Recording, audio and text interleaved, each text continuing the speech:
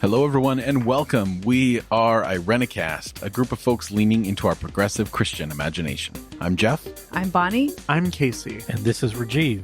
On the first and third Tuesday of every month, we provoke conversation for shifting perspectives on theology and culture.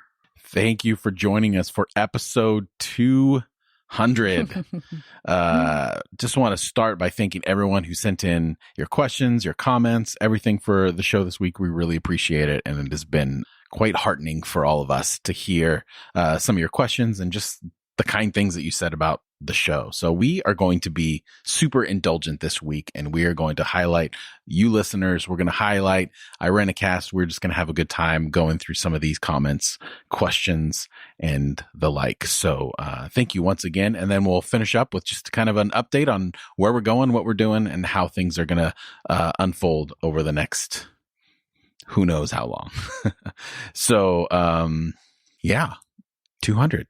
I'm very excited about this. It's been a long time coming.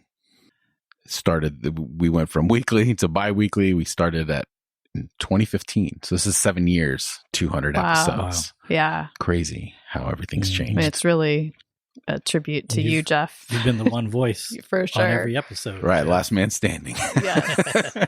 Yes. So let's just get into this. If you're finding us for the first time, maybe this isn't the episode you want to start with. But for those of you that have been listening for a long time, we're just going to celebrate the show. We're going to get into these questions. We're going to answer them. And we're going to start out with a long-time listener. I'm pretty sure since the beginning. And we're going to start internationally. And we're going to listen to an audio question from a listener, Catherine, from New Zealand. Hello, Irenicast people. It's Catherine here from New Zealand, long-time listener. One of my questions for you is that I think it's very brave of you. Thank you for all your work. And I do think it's very brave of you to think out loud on all sorts of interesting topics that you probably change your minds on quite a bit. And I was just wondering if there are any things that you particularly would change if you were going to do them again, or any episodes that you would kind of like to run away and hide from, because the world doesn't really need a podcast from me, but one reason why I'm not keen on doing one is that I'd be too embarrassed to think of all my old thoughts out there in the world. So thanks again for everything you do, and I really appreciate your work. Thanks. Thank you, Catherine. That is a good question. I know for me, when I'm editing the episodes, that's the last time I almost ever listen to the episode. I'd never gone back and listened to any episode in particular. But if I'm just recalling memory, I think when we started this show, like I said at the top, it was in 2015. And I was just 5 years out of a pastoral staff in evangelicalism. So I know that there's a lot of stuff in some of those early episodes that if I listen to now, I would probably be like, oh, I'm not so sure about that these days. But that's kind of the benefit of kind of having a new cast, is that we can go back and, revisit some of those topics. And also just the medium of a podcast, knowing that, from the beginning, very purposeful about being an ongoing conversation, join the conversation, being very particular, and knowing that in the course of a conversation, our minds can change. We can shift perspective, because a conversation denotes community, and you're in connection with others and allowing that to shape us. But Catherine, I'm with you. It scares me to think what people are going to hear me saying years from now if someone discovers this podcast and listens to some of our early episodes. I don't know. What do you all think? You're a little bit newer to the cast. I mean, I think, absolutely. Sometimes in the same episode, I change my mind as I listen to my fellow co-hosts explain their ideas and thoughts. It is quite something to have more than 5 years of kind of like a record of an evolution of thought and even the podcast itself is reformed several different times with different co-hosts, but also I think in different, we were headed one direction. We're doing a lot of processing to begin with, and then we started having more of maybe a clearer aim. We're going to be progressive Christian, whatever that means. Being afraid of change is what we've all been programmed to be. And so I think that this is maybe our attempt at like leaning into that fear a little bit. Yeah, I really appreciate the thoughts and the sensitivity, Catherine. It is a little odd to put your thoughts out there and actually have people listen to it and respond, which we're grateful for, and I'm grateful to you for being a longtime listener. But for me, I think my motivation, and I don't accept the notion of brave for myself. I think the others maybe deserve it. But it's just like these conversations are happening. They're happening all over the place. And one of the real dangers of the settings that we come from is we can get punished for having these conversations. My goal is to just put it out there because we have these thoughts. We share them with trusted friends, and I think it's time to open up the conversation and be in conversation as an entire community, because without it, we're just operating out of fear and suspicion. Yeah, I hear you, Rajiv. I feel like there are a lot of times when I say things and that first response is like, oh my God, who is listening to this? Who's on the other end of this? But I think that a part of being in relationship with people you love is the courage to tell the truth, right? That no matter who hears, this is your truth, and there are people who can hold that space for you, that give you the courage to find your own voice and your own language around some of these things. That's what healthy, thriving community should look like. I mean, I like Bonnie said, I regret all sorts of things, even after I say them. Most of the jokes that I say, I'm like, oh, did you really say that? Record it.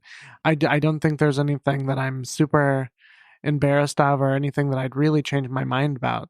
I think the only thing I wish for myself I would have done better is knowing the terms that Sela brought to us, because I thought I was so hip. And then come to find out it was Jeff who knew everything, but I think he cheated. So. Oh, gee. That's right. Oh man, I'm the dopest. Yeah, something. The dopest. If you, no. You flex the most. Oh man, we're showing our age. It's great. Thanks for sitting at the nerd table. That's right. All right. Well, thank you, Catherine, for that question, and we really appreciate you listening to the show. And we're gonna stay in New Zealand for this next one. Yes. So we got another message that we're gonna read. This one, we got a message from Angela in New Zealand. So who's reading this one? Is it? Hello from New Zealand. That's I'm Casey. writing in response to the last podcast, but also for the Irenicast as a whole. Thank you, especially to Bonnie, sharing her progression from burning all Bibles to learning to get value out of them. I'm still very much in the burning phase, and it is scary. I'm a 50-year-old woman who has been raised in the church, raised her children in the church, worked in the church, and has children who work in the church. I was all in. 3 years ago, it all started to come apart at the seams. Hypocrisy, misogyny, the using of people, the blatant manipulation of people's emotions, and I just couldn't stomach it any longer. I had never heard the term progressive Christian, and then I found your podcast. My mind has been blown on multiple occasions. It's exciting and terrifying. I have so many questions, but I'm too afraid to go to an external source for their answers. I do not want to be tied to any church at this stage, if ever. So I really appreciate your critical analysis on a variety of topics balanced with your open, honest heart sharing. Thank you. What you are doing is a huge help to me. If you ever come to New Zealand, the kettle is always on, and there is something in the biscuit tin. Well, Thank Casey you and so I are much. planning a trip already. Exactly. We'd love to come see you, Angela. That's right. We're gonna And come. Catherine. And Catherine. We're Yeah. on our way. If there's tea and biscuits. Yeah. Bonnie, I would love to hear you start. Well, I just want to say I hear you, Angela, and as you were describing the terror, used words like scary and terrifying and burning, and I feel that with you. It is terrifying to have one's worldview unravel, and then not really knowing what's next, what's down the path. But knowing that a lot of what you counted on or were taught to count on is in the rear view mirror and there's no going back to it. I just want to say, freedom, you're on that journey to freedom and we are with you. And I honor you in that journey and think of you and your family as you continue onward. Whenever I hear stories like this from our listeners, I always have that. I feel that feeling again. That deep sorrow, that anxiety, the anger, right? I agree with Bonnie that I'm with you, Angela, we're with you, and to just keep going. I mean, how many times have we said on the podcast over however many episodes we've been on, like, just keep going, trust yourself, trust what is true in you. Especially as at the start of the journey, who do you trust? Because everybody that you were told to trust is now irrelevant or like unreliable. Right. And so, I mean, that's what God gives us Spirit for, to trust ourselves. Yeah. And Spirit's voice is in those questions. Yes. That everybody's told you to not pay any attention to. You'll find, at least in my experience, I found Spirit's voice and my own voice to be in those questions. And probably to be the same voice. Mm-hmm.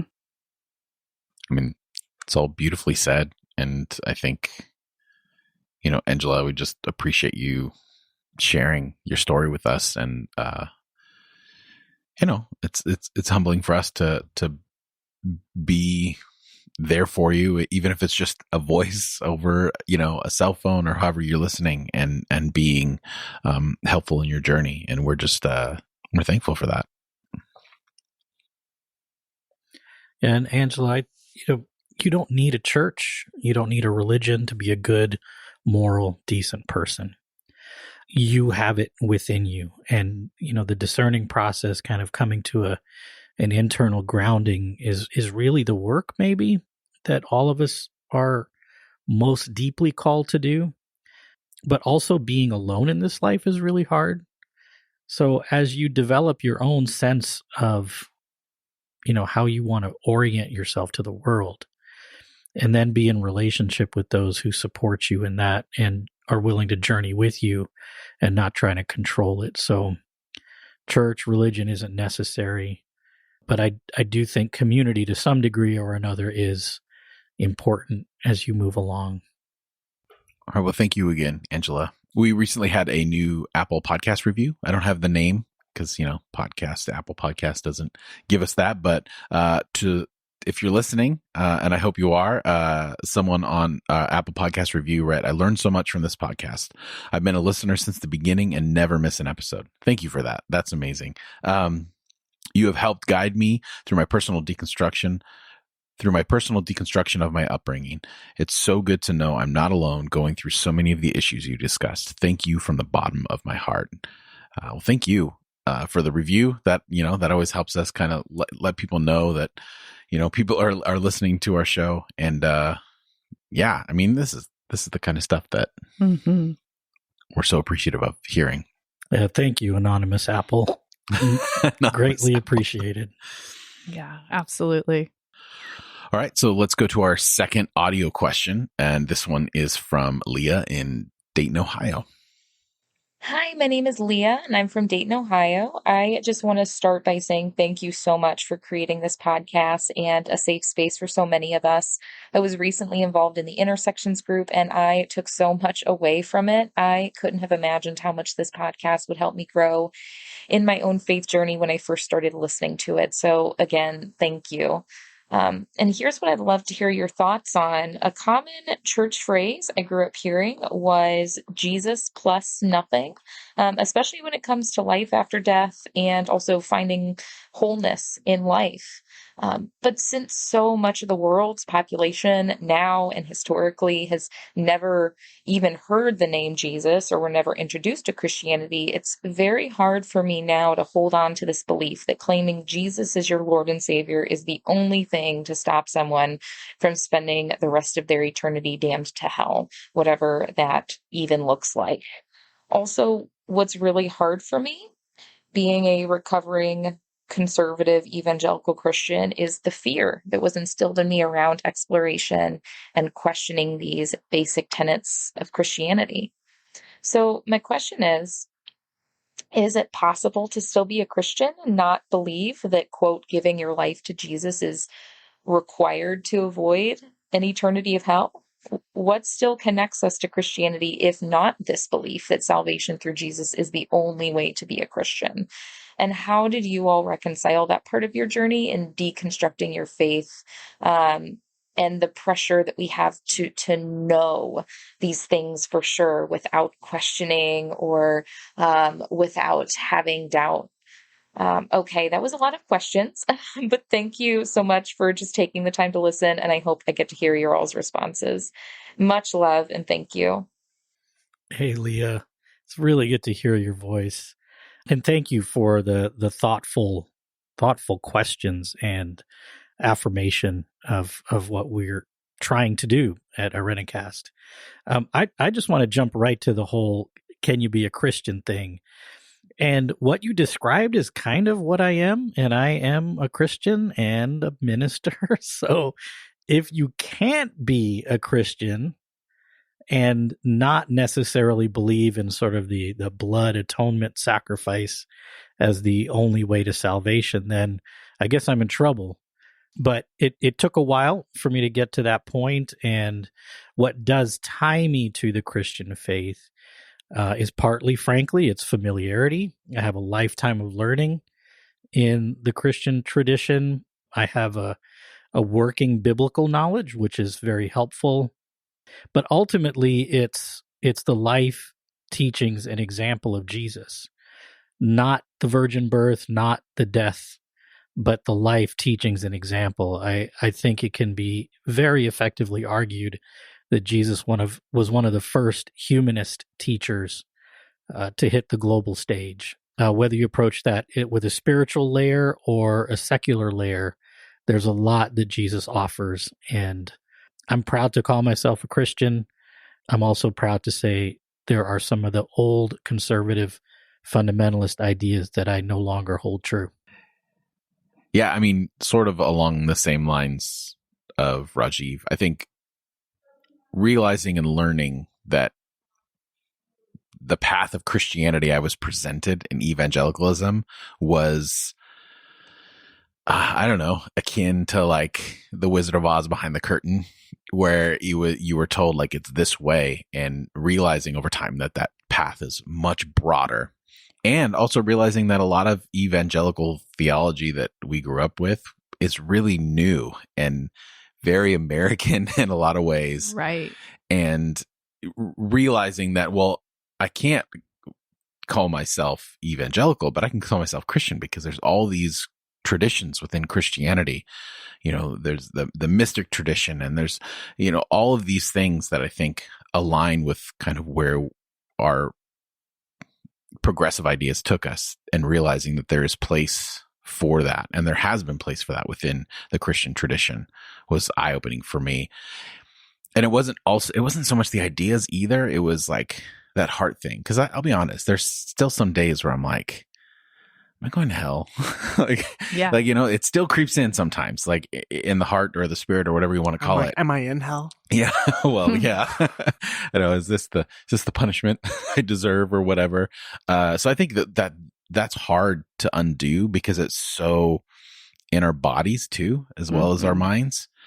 So yeah, I think I can't reconcile it in evangelical theology, which is why I'm not an evangelical anymore, but recognizing that there are other theologies that I can rest in, and knowing I don't have to stay there. Like I have a lot of movement and freedom within the Christian tradition to explore.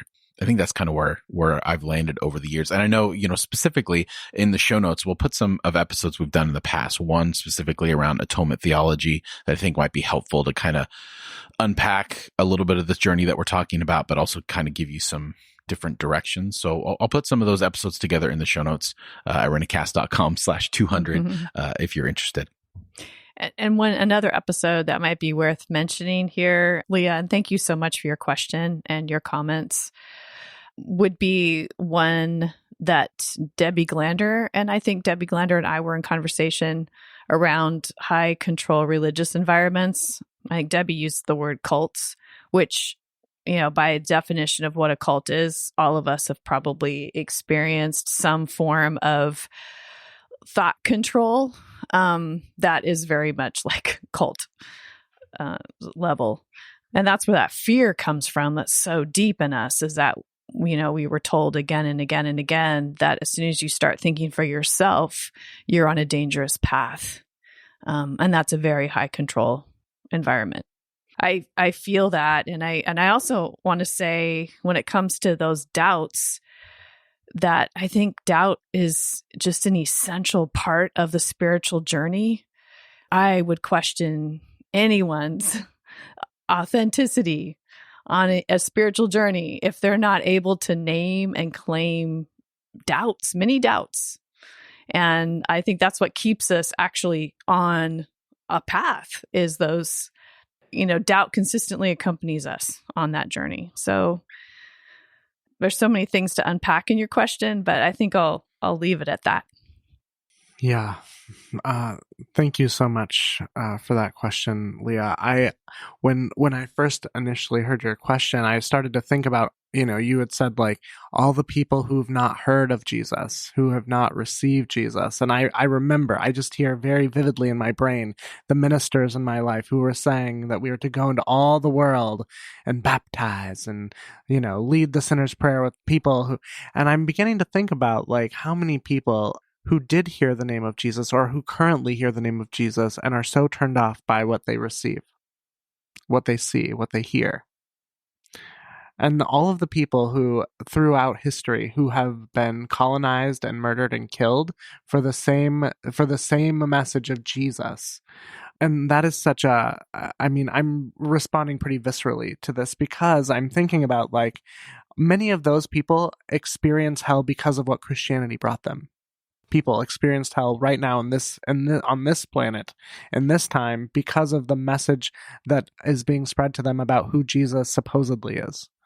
And so for me, I come to this with saying, as a minister, like Rajiv was saying, as a minister, as a pastor, as a Christian who does not believe in atonement theory, who does not believe in hell, I respond pretty viscerally to this because of the young people I especially work with who live every day in hell because of the Christianity that they're handed.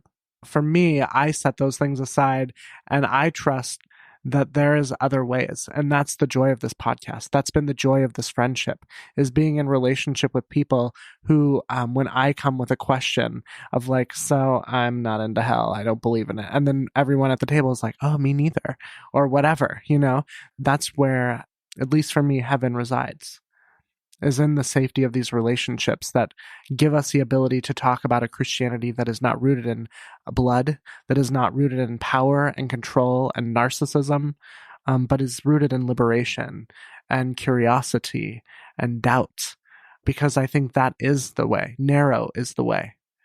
And those that choose to find it are few. And it's rooted in the mystery of Christianity, not in the power and might of Christianity. This is why I love this show and all y'all, because of answers like that. And I think, Leah, and this goes for everyone and all the questions that we receive and all of you that are listening, we're really taking into account these questions and these comments. And we know that we're giving briefer than usual answers in comparison to, a proper quote unquote episode. But we are taking these into account as we're kind of planning our upcoming episodes and what we're working on next. So please know that these questions are sitting with us. These are maybe our gut reaction, our initial heart responses, but we are still putting thought and, hopefully crafting ways that we can communicate these on a larger scale. So thank you everyone for all these questions, and Leah, especially yours. That's I know that's one that we've all sat with it at one time or another in our life, as you can tell from the answers that we gave. So we have another listener email from Ruth. I think, Rajiv, you're going to read this one for us. Yeah. Thanks, Ruth. Hello, hosts. I wanted to emerge from my position as a podcast lurker and send a congratulations, a thank you, and a question for Bonnie and Rajiv. Uh-oh. First of all, I've been a listener since late 2019, and I cannot express what a safe haven this podcast was to me in the midst of my crisis of faith deconstruction, reconstruction. I have been so grateful to hear my experiences and frustrations mirrored, and have found so much grace and hope in the perspectives and musings of the show. Congratulations on 200 episodes.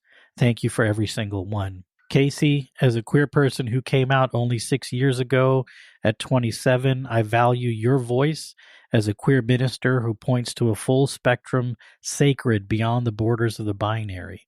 My queerness was a gift that ignited my exodus from fundamentalism, and I cannot examine my deconstruction or present understanding of the divine without acknowledging that prismatic lens.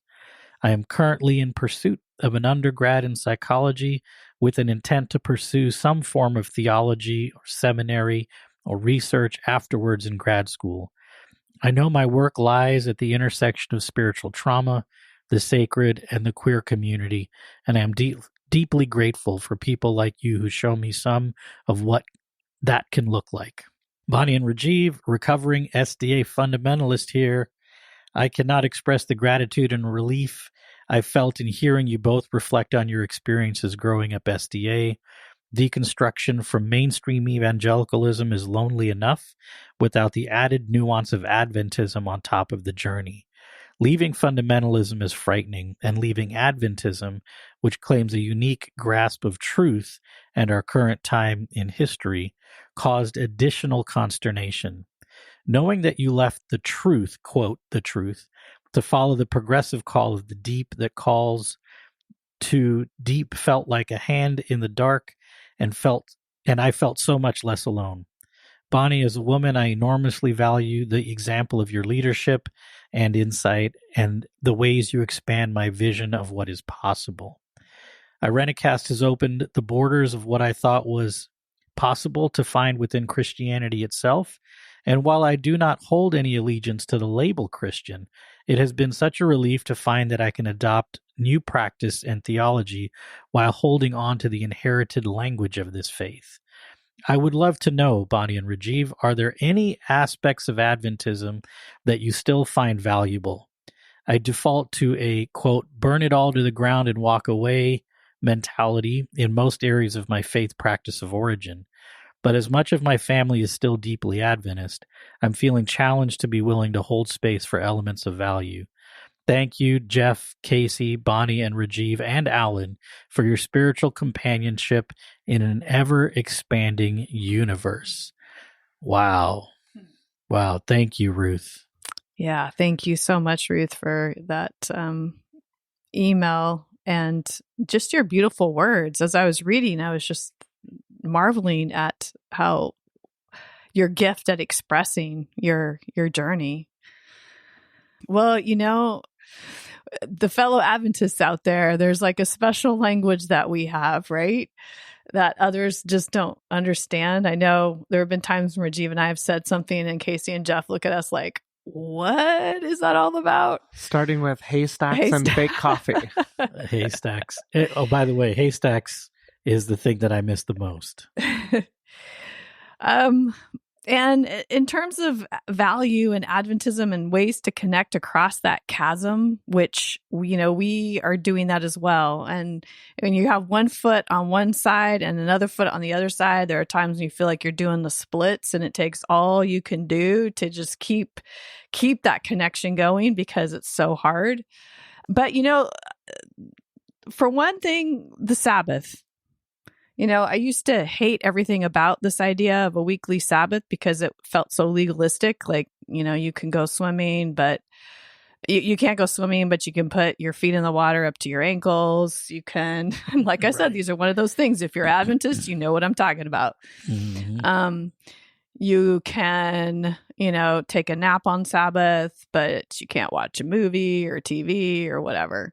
So I used to hate everything about that. But, as life has become more and more crowded with so many things, the practice of a weekly rest and doing it in community, I kind of miss that.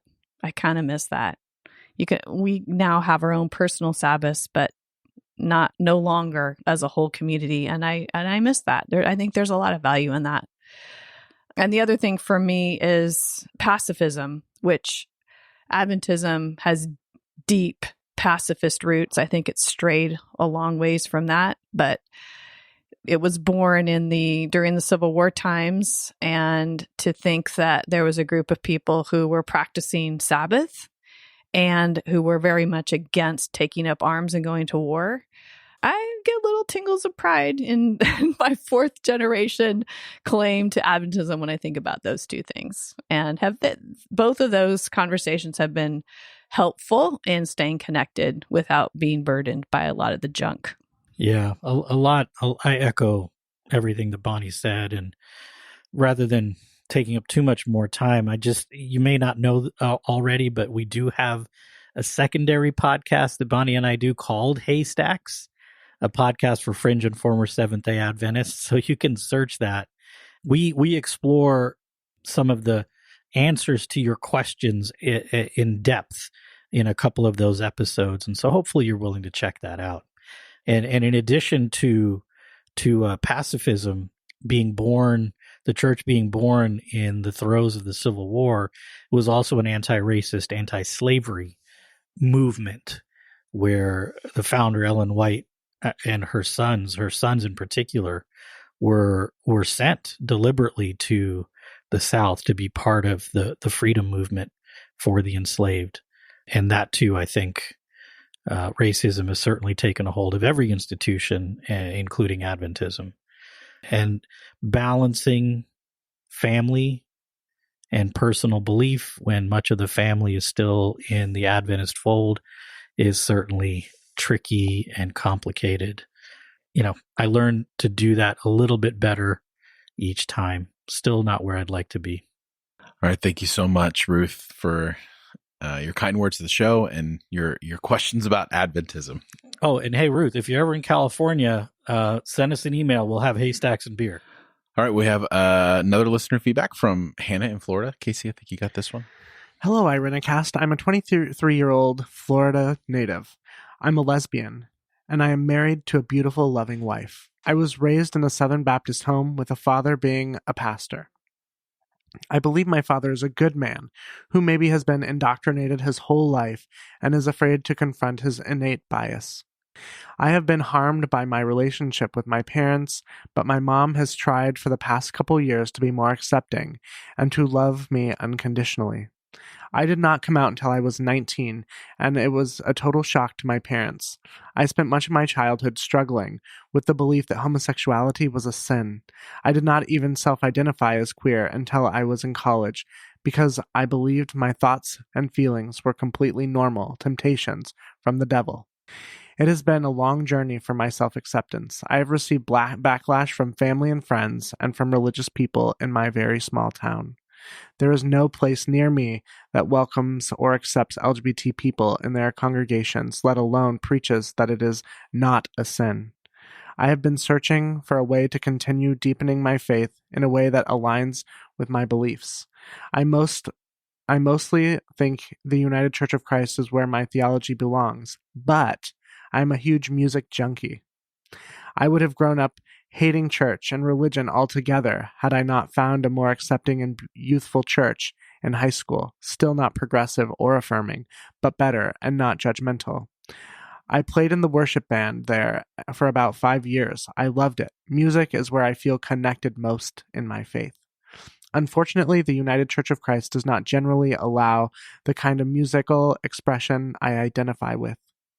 Your podcast has given me a way to learn and grow and connect in my faith that I can supplement with music on my own. This is the closest thing I currently have to church, and it's probably the closest thing to church I would feel comfortable with at this point. I love God, and coming out has been a struggle, faith-wise for me. I just wanted to thank you for this podcast, and I look forward to listening more. I'm a newbie here, but I already love and feel welcomed, and I'm ready to challenge a lot of my preconceived notions I have had that just don't quite make sense to me. Thank you. I'm just going to launch in. Hannah, beloved child of God, you are seen and you are known, and we are so grateful to walk alongside of you, even in Florida. I also am a music junkie, and so I hear you. And this is a conversation that I am constantly having with my own congregation, who is UCC, because what they call contemporary music, I call hymns of my childhood.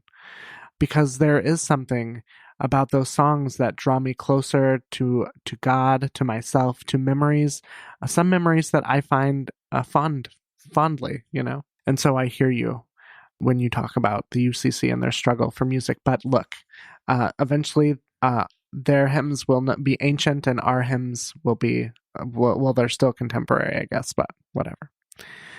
I just want to say to you to continue on and to know that you are seen and loved. And when life gets hard, hold on to that beautiful wife of yours as a reflection of the love of God that sees you and knows you. I'm sorry for the ways in which Christianity has been so harmful. And I am thankful for your parents as they continue to navigate what it means to love you and to love God. And I'm sure that in the end of days, they will know that loving you is far more important than loving their doctrines, their polity, or the people who tell them that they should reject you. Just peace be with you. And thank you for listening to this podcast, and know that we're always available to you.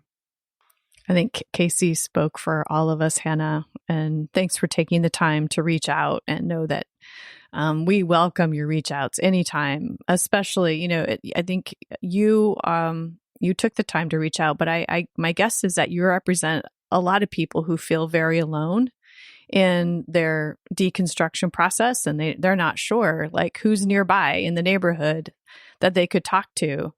I think the co-founders of the podcast had that in mind when they put this together. Those people who may not have community that, during this time of trying to sort through and figure out what they're going to keep and what they're going to let go of in regard to their faith. So, Hannah, thank you. And we are honored that you're one of the listeners of Irenicast.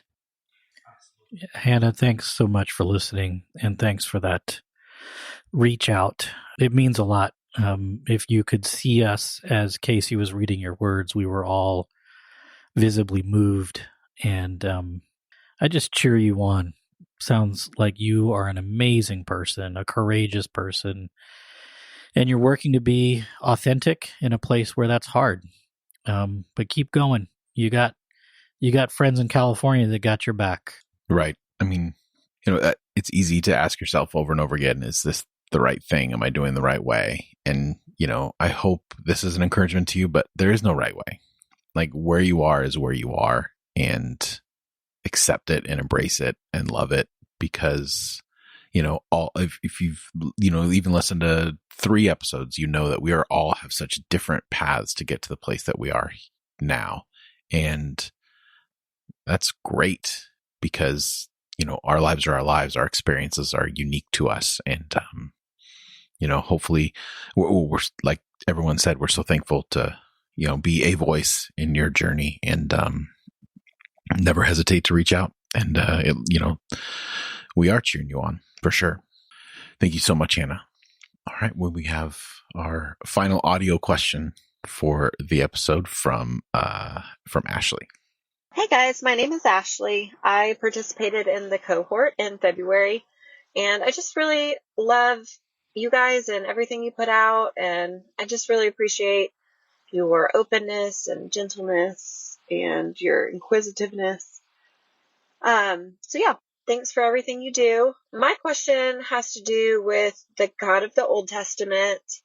If we as, flawed humans parent children and don't ever have a tendency to want to murder them as punishment, why did the God of the Old Testament decide to completely annihilate the world through a flood and ask his people group to completely annihilate other people groups down to every woman, child, and animal.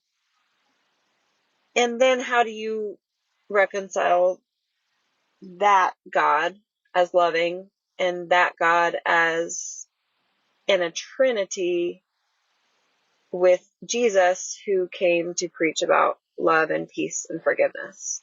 And so, yeah, that's my question. Thanks so much. Well, Ashley, great question, and really good to hear your voice. Thank you for sending in the recording. In a way, I think maybe it can be simple. I mean, getting there wasn't simple for me, but here's kind of where I'm at now. So I don't reconcile it. I did try for a while, but then I learned, I was shocked that I didn't know it already because I did go to college at a Christian college, but I learned that there's this thing called allegory and myth, stuff that teaches deep truths but isn't necessarily literal. And every culture has a flood story of some kind. And the Noah story is a cultural flood story. I think the people in the Hebrew Bible are trying to navigate the world and survive, just literal survival, and credit and blame God for a lot of things that God had nothing to do with directly, other than be a presence in their lives as they moved through whatever they moved through to survive and find a place of their own. And I think divinity in the New Testament is also similar. It's a group of people continuing to discover and learn and understand, but it's their story, not necessarily God's story, but how we're reaching for God, how humans are reaching for God and trying to understand. And as we do, we will credit and blame God for things that God really had no part in, other than, again, being a constant companion. And I would describe it as a continual whisper towards doing things that are beautiful and edifying rather than harmful and destructive. I would agree. I would just say similarly, like when I look at the Bible, I don't take it literally, I take it seriously. And what I'm seriously looking at is a people who continue to have to evolve. They begin to realize that their understanding of God and the world was limited. And through their own experiences, they grew in knowledge and wisdom. When I come to Scripture, I come looking for those places where, well, maybe we thought this before, but we don't see it that way now. And we finally arrive at Jesus, who is saying, a lot of people say, well, the God of the Old Testament is not the same as the God of the New Testament and all this stuff. But I think what Jesus is saying is, no, you're just missing the point. The basis of why we reside in the universe is because of love. And that's all we're trying to get back to. But in the meantime, we screw things up by our own selfish ways and our own narrow sightedness in terms of how we understand the world. And so that's how I would respond to some of that. I think those are such good questions, and yeah, right. If we as parents who can get really ticked off at our kids sometimes don't want to murder them, then, what's up with God, who's fine with just wiping out people? It might be easy for us as Christians to just claim Jesus, but then you've got the book of Revelation. And once again, we have now Jesus, who is this conqueror warrior who's going to come to the world and destroy the entire world. So we don't, I don't know if there's the Old Testament, New Testament, both have a lot of violent language in them, and both seem to describe a vindictive, punishing God who wants to control certain groups of people. So we have to we have to think about, how are we going to read the Bible? What are we going to do with the Bible? And I mean, for me in my journey, that was for sure one of the hardest and first questions, and then hardest ones to work through, because of the way I had been taught to have the answers and certainty around the Bible. I love your questions. And I hope that in some form in the future, we dive more deeply into them. Yeah, we've definitely talked about doing an episode on the Bible. We do have several episodes. In fact, we have like a 3-episode series back when it was myself, Alan, and Mona. I'll put the links to that in case you're interested. But we've also done a episode recently where we did cosmology and God.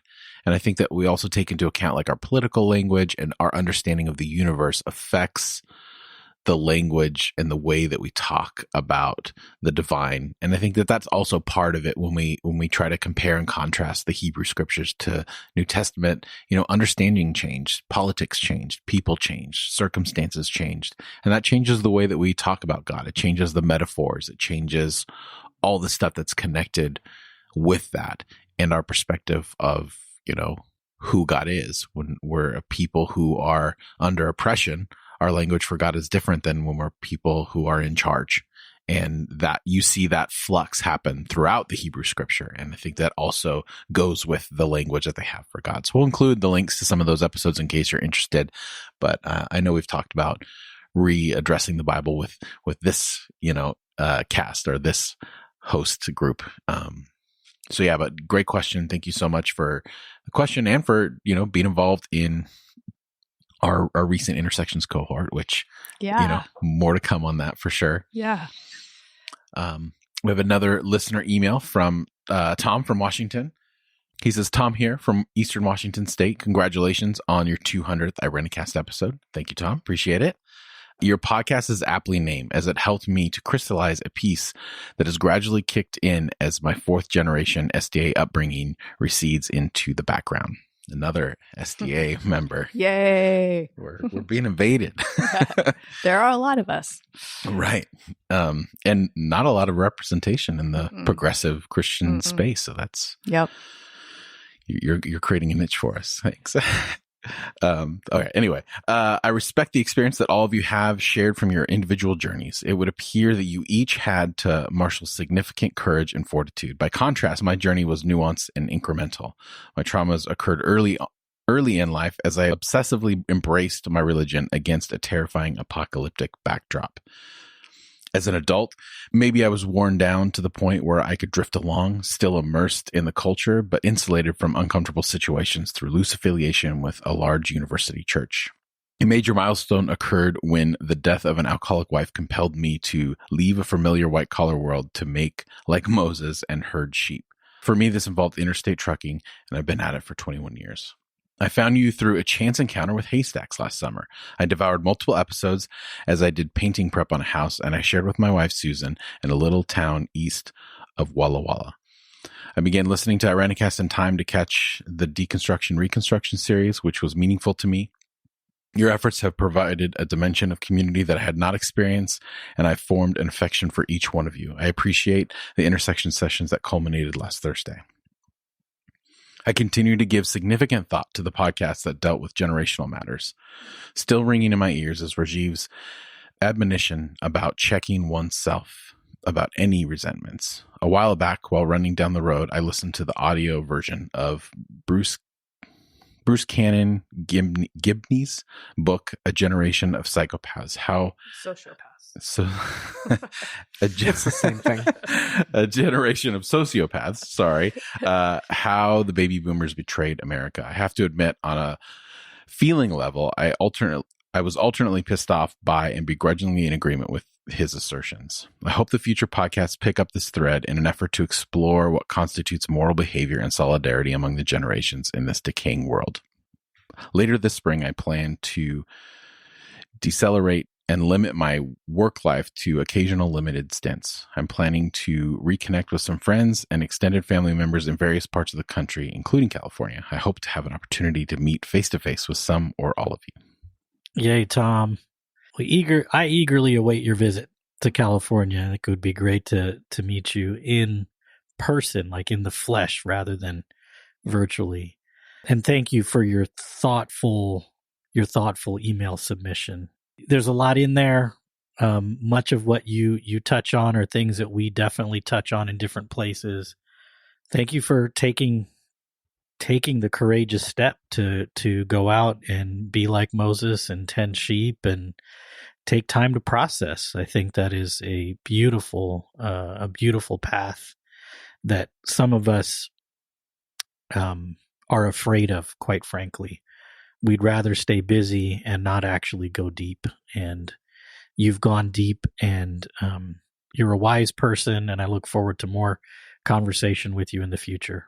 Yeah, always great to hear from a fellow ex or recovering STA. I don't know if you're ever ex. I always say it's an ethnicity, especially if you're fourth generation. So it'll be nice to meet up with you, Tom, when you're in the area. Yeah, thank you so much, Tom, for your feedback, and blessings on your continued journey. 100%. Thank you, Tom. Speaking of that generations episode, I know that was a good episode for us, and I know that we, I had a conversation recently with someone about that particular episode, and coming off a little harsh on the boomer generation. And I think that there's validity to that, and I think that having a place where we can find more solidarity among the generations is important, especially with the language that we have out there, and the disparaging remarks that every generation has about one another. I think that's good. And I'm actually going to pick up this book. I wrote it down, so I'm gonna check it out. I'll put a link in the show notes if anyone else is interested and wants to check out this book. But yeah, I think it's important for us to have perspective on the past, present, and future to kind of formulate our thoughts and ideas. So again, thank you for joining us on this journey, Tom. We really appreciate your feedback, and appreciate you being a part of Intersections again. And this is a common theme, which again, we have more to come for that. So we got some listener feedback from an anonymous listener. And Rajiv, I think you got that. Hello. I am wondering if you've ever discussed the topic of divorce from a biblical perspective. I'm fairly new to your podcast, around episode 30-ish or so, although I've listened to a few in the 50s that piqued my interest, and I really resonate with a lot of what you have been saying. Something I'm still very unclear about, though, is when is it appropriate to seek divorce in a marriage? My understanding is that being a divorcee would basically make me an adulteress if I was ever to get married again or date, etc., and that doesn't sit well with me. However, what if a person is in a toxic and borderline abusive marriage and reconciliation is not happening despite trying for years through intensive therapy? I think it's worse for everyone involved and the kids too for a marriage like that to continue. But I don't think it's fair for that person to never be able to marry again without being, quote, an adulterer. Discussion about how to deal with family conflict, i.e. the in-laws, if such a decision was made, would be helpful, particularly if the family comes from a very evangelistic background. With all of that in mind, I would love some insight on the topic of coming out within marriage and dealing with that. A typical example would be if a cis woman in a hetero marriage discovered she was gay after several years of marriage and wanted to divorce because she's not happy romantically or sexually. What are the biblical implications of that? When I imagine a scenario like that, it's hard to get away from the feeling of sin and earthly desires and all those phrases I'm used to from the evangelical influence of my faith journey. You almost could do an entire series on marriage and divorce. You could discuss abuse, sexuality, family dynamics within the family unit, and with respect to the in-laws. Anyway, I digress. Thank you kindly, and I love what you are all doing. So I'm going to jump right in here. And anybody who says they want biblical marriage doesn't know what biblical marriage is. That's right.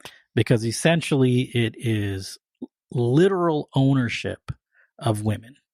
Men own women in biblical marriage. And there is no such thing in the Bible as a loving, monogamous relationship where there are two people equally partnered, make mutual decisions, have shared power. That doesn't exist in the Bible. The stuff around divorce, etc., the things that you're talking about, those are serious issues, must be addressed, which you are addressing. And in my opinion, as a Christian and as somebody who has studied the Bible extensively on this topic, you would be well within your rights to get a divorce and pursue other relationships as a whole human being, not as an adulteress or committing any sort of betrayal whatsoever. I'll let others jump in because I'm about to get fired up. Do it. Get fired up. I didn't realize how reading these would just fire me up. I'm like, my energy is really intense right now. Look, my feeling is the same as Rajiv's. Like, anybody who says that they want a biblical marriage is someone who is a narcissist and who wants to have full control over their wives, basically. Let's be honest. Because I rarely hear women say, I want a biblical marriage, honey. That's rarely where I hear it coming from. So for me, I feel like biblical marriage is not what they're looking for. They're looking for power and control.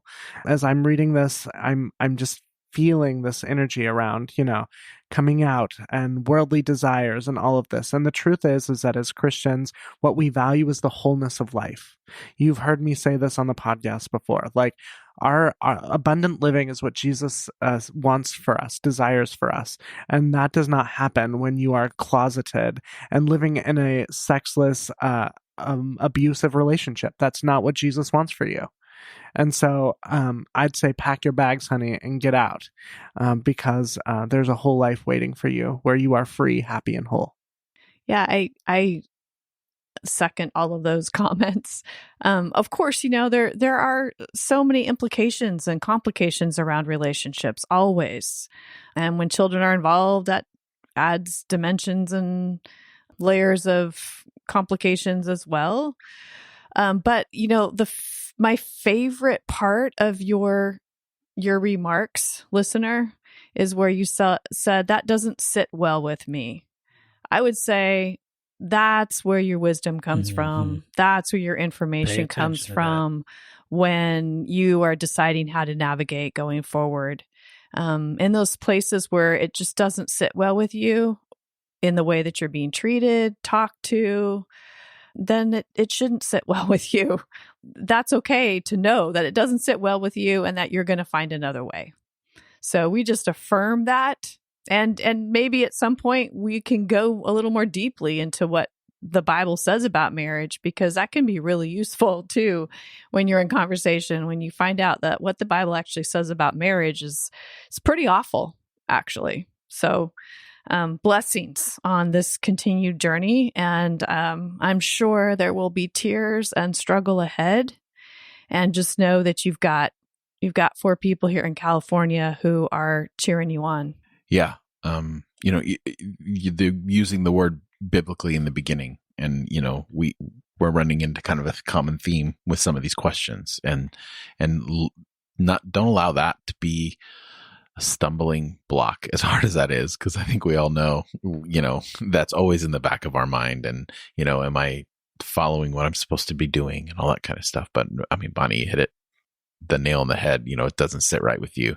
I think that was kind of the first feeling we all had in our journeys, was like, this isn't right. Let me look into that, follow that curiosity, follow that desire for more knowledge. And and we hear you, and we empathize how difficult and complicated these things are, because you're not just entering a relationship with that person, you're entering into a relationship with their family and their friends. Like, you have all these enmeshed and intersectional relationships that are affected when we go through those things. And we know that it's not easy, but we also understand that sometimes it is very necessary, especially if there's even a hint of abuse, or where your consent or anyone's consent is being violated. And even the biblical idea of marriage changed so many times within the Bible itself. Like, because, like we said in answering some of the other questions, it's a cultural document. It's a cultural snapshot on how people viewed the world and God.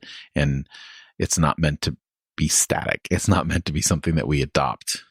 It's something that changes and evolves.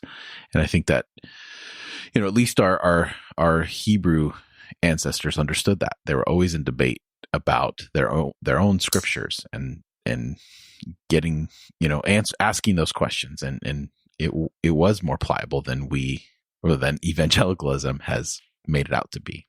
Yeah. And just that word adulterer, that's very triggering. So I just want to say that, the root of that is about being unfaithful. And the one to whom you must be faithful first is yourself. Come on. So there's no need to claim that label ever.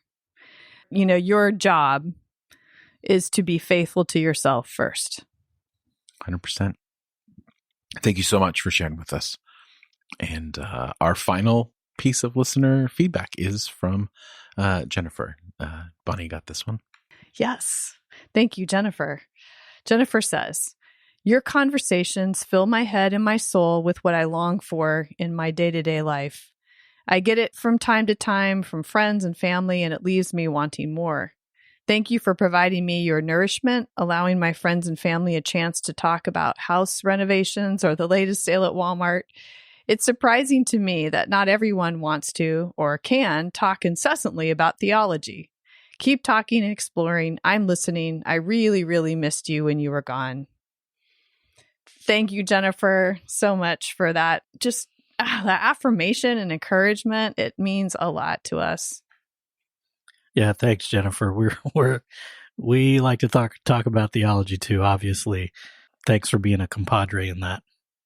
Yeah, thank you, Jennifer. And after we're at the end, right? And one of the things that I'll just say at the end here is that hearing all of you talk and hearing the questions that have been asked today really makes what we're doing here kind of dangerous. Dangerous for people who are not ready to ask these questions, and scary for any listener who repeats what we're saying into the world, right? And so I just want to say thank you not only for listening, but for holding these ideas with us and for trusting yourselves. Like, if you have arrived here, it's sort of like TikTok. Do any of you have TikTok? Okay. Well, typically and there's this moment as you're scrolling through TikTok that it says, if the algorithm has brought you here, I imagine ... right? You have these traits.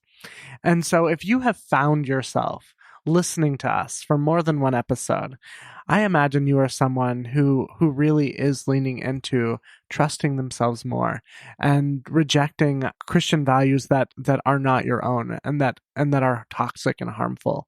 And so I'm thankful to all of our listeners for your feedback, and also for just holding these conversations with us, because they do matter and you matter. Right. And, it's easy for us to we're literally sitting around a dining room table right now, and feeling like this conversation is here and we put it out there. And when we hear feedback, we're reminded, no, this is out there. Like, people are listening. And we've heard from some of you feeling like you're also sitting at a dining room table. In fact, someone right now listening to my voice is sitting at a dining room table with a cup of coffee. And, it's like you're sitting with us. And when we hear these things, it's so encouraging to know, oh yeah, we really are starting a conversation, and we do want to keep it going, and we do want to hear from you all on a regular basis. And, we would really like to make a regular plea for questions, and maybe, every, twice a year or whatever, having more episodes like this where we address, individual questions from the serious to the mundane, like, I mean, some of you probably don't want to ask us about our pizza preference. I was just about to bring that up. Because that, you've already heard incessantly enough about all how that. How wrong Jeff is. That's what we heard. But, we want to continue these conversations and feel as though you're in the cast. So anytime, send us a question, send us audio. We'll put it in. We'll do it. We're thankful for that. And Jennifer, just to hear, like, it's funny, but when you said, I miss you while you were gone, like, that was, at least for me, it was really impactful, because it's like, oh yeah, like, we took a break and like people actually missed us, because we all still saw each other. We were still talking and having conversations and doing some of that stuff. And it's really, I mean, it's humbling. It's, I almost feel, I don't know, guilty. I don't know if guilty is the right word, but it's just a strange feeling that we're always constantly adjusting to. And Jennifer and everybody else, you don't have to wait for episode 400 to send us an email. We would love to be in touch.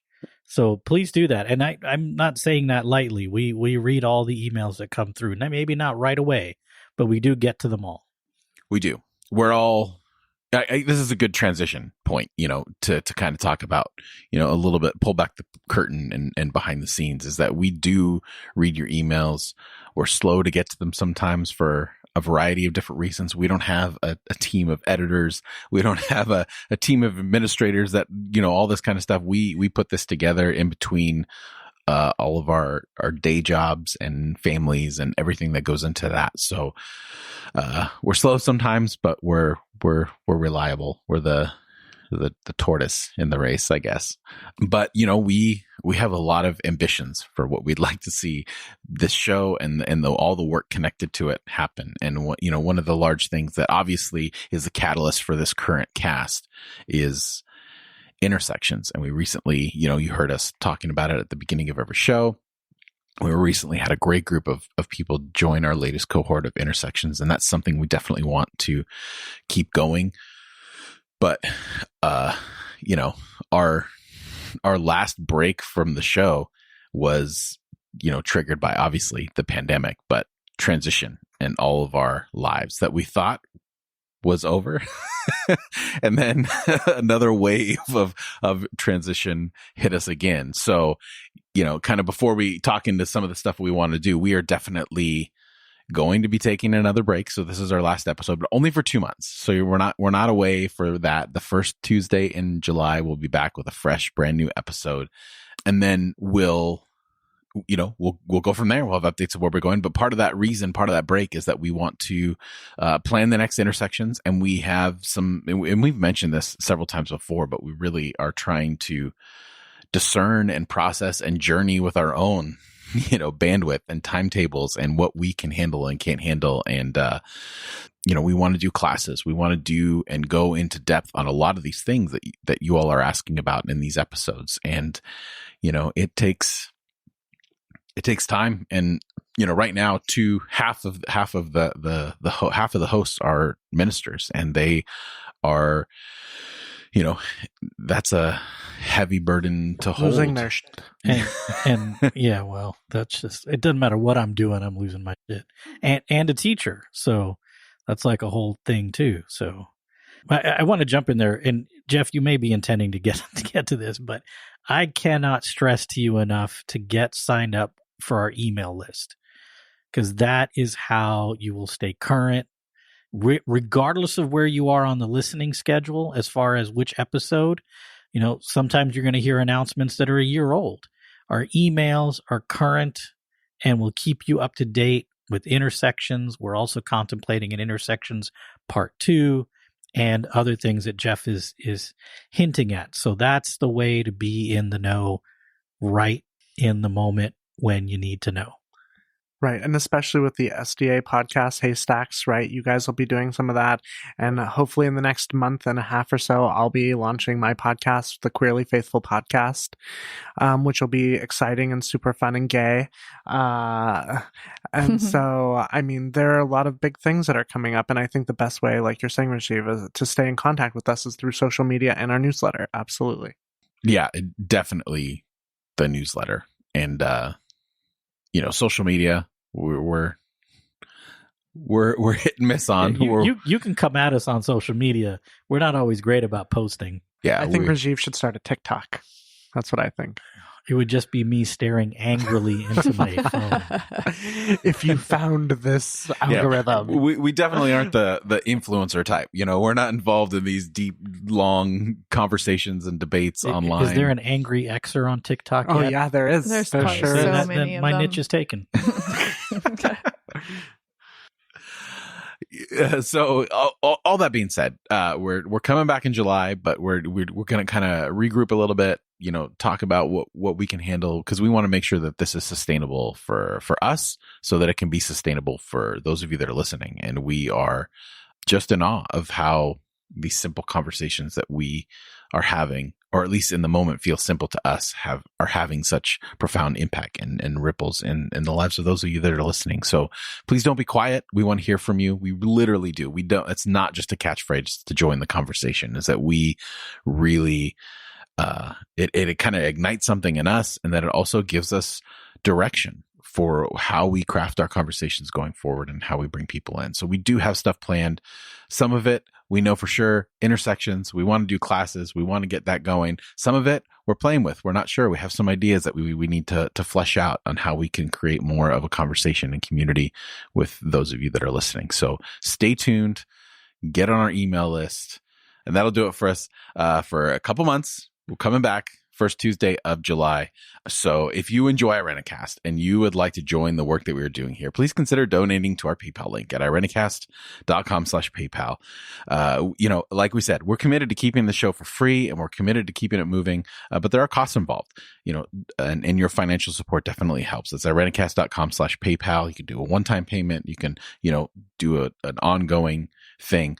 And we are a nonprofit organization, so your donations are tax deductible.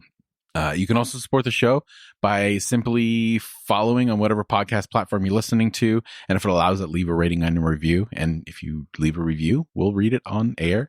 And then obviously you can see from this, send us an email, send us an audio question, send us anything. And, we want to get your voice on the show as well. So we're always open to that. And as we hopefully, as we see that happen more and all of you get in the habit of, talking to us via those channels, we can do this more regularly because we really enjoyed it. And we do want everyone to feel a part of what we're doing. So for this week, I'm Jeff. I'm Bonnie. I'm Casey. And with much love and appreciation, this is Rajiv.